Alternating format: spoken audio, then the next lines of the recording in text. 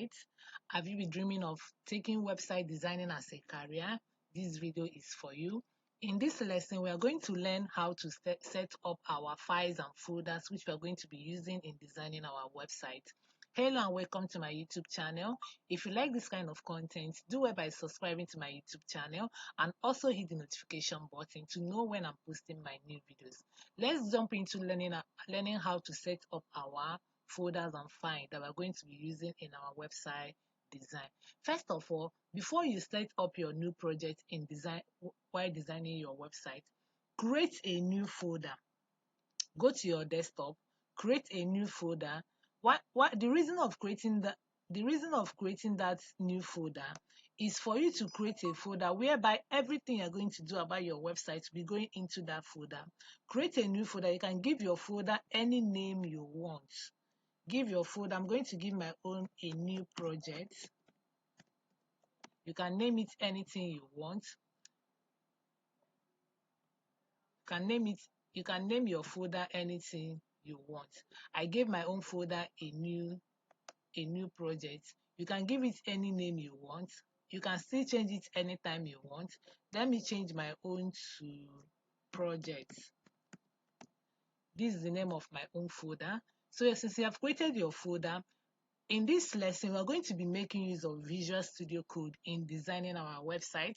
We have so many other apps that you can still use in designing your website. You can make use of Sublime Text, but in this tutorial, we're making use of Visual Studio Code. Go to your browser, search for Visual Studio Code, download it into your system, because this is what we are going to be making use of. So once you have created your folder for your project, open your Visual Studio Code, go to File.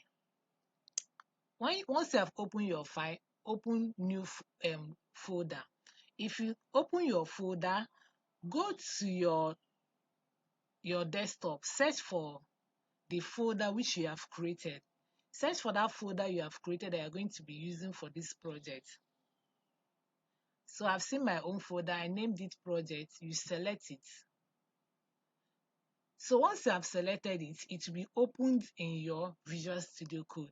Once it opens in your Visual Studio Code, this is where everything you are going to be doing for your website will be going into that same folder to make your work look neat. Once you have created the file, once you have opened the file in your Visual Studio Code, you create a folder for your HTML, which we are going to call new.html.